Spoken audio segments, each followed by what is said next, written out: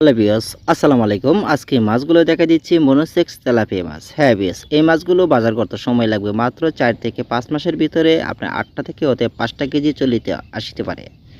সেই ক্ষেত্রে দেখা গেছে আপনার পুকুরের জন্য অতএব অনায়াসভাবে চাষ করতে পারেন। হ্যাঁ ভিউয়ার্স, এই মাছের ক্ষেত্রে বাজারে অনেক ব্যাপক চাহিদা রয়েছে, যা বলা হয় অন্যান্য মাছের চাহিদা এবং কি দ্বিগুণত্ব চাহিদা থাকে। যা বলা হয় আপনার মাছগুলো 3টা থেকে 4টা অতএব কিংবা 5টা কেজি থাকলে যেরকম বাজার পান না কেন সেই বাজারে আপনার এই মাছগুলো বাজারজাত করতে পারেন।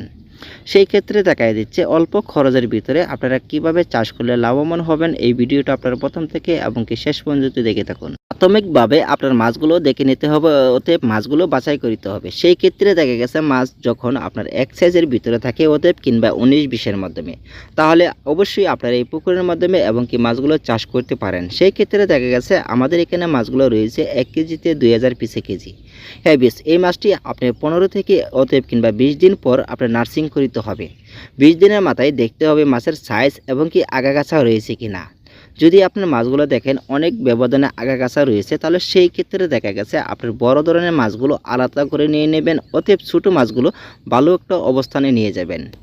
অল্প দিনের সাইজে আনার জন্য আপনারা কিছু কিছু ক্ষেত্রে কাজ করতে হবে, যা বলা হয় আপনার পুকুরের পানি যদি 1 থেকে 2 ফুট কিংবা 3 ফুট পানির মাধ্যমে ছাড়েন, তাহলে আপনার পুনরায় পানিটা আরও 4 থেকে 5 ফিট বাড়ায় দিতে হবে।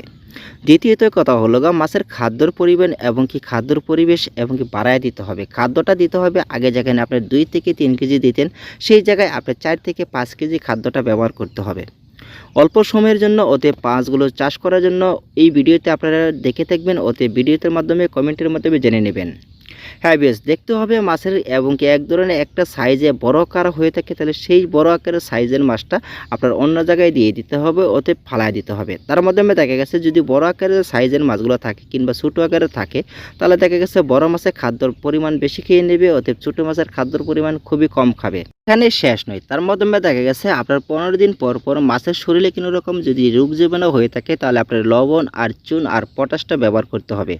চুনের পরিমাণটা দিতে হবে প্রতি শতাংশে 100 থেকে 200 গ্রাম, ওতে পানির করা যদি বেশি থাকে তাহলে আপনি 200 গ্রাম ব্যবহার করবেন, আর পানির যদি হালকা ধরনের পাতলা থাকে তাহলে আপনার 50 গ্রাম কিংবা 100 গ্রাম চুনটা ব্যবহার করবেন। আর পটাশের পরিমাণটা 2 থেকে 3 গ্রাম, ওতে পানির গাঢ়তা বেশি থাকলে তাহলে 5 থেকে 6 গ্রাম ব্যবহার করবেন।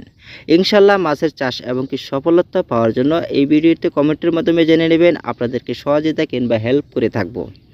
হেভিয়াস, তার মাধ্যমে দেখা গেছে এই মাছের পোনাটা আমরা বিক্রি করে থাকি, অতএব সরাসরি হোম ডেলিভারি। মাছের খাদ্য যদি কম খেয়ে থাকে তাহলে অবশ্যই এই ভিডিওতে কমেন্টের মাধ্যমে জেনে নিতে পারেন। বাজার কত সময় লাগবে, মাত্র 4 মাসের ভিতরে আপনার বাজারজাত করতে পারবেন। হেভিয়াস, সবাই ভালো থাকবেন, সুস্থ থাকবেন ইনশাল্লাহ। আল্লাহর রহমতে।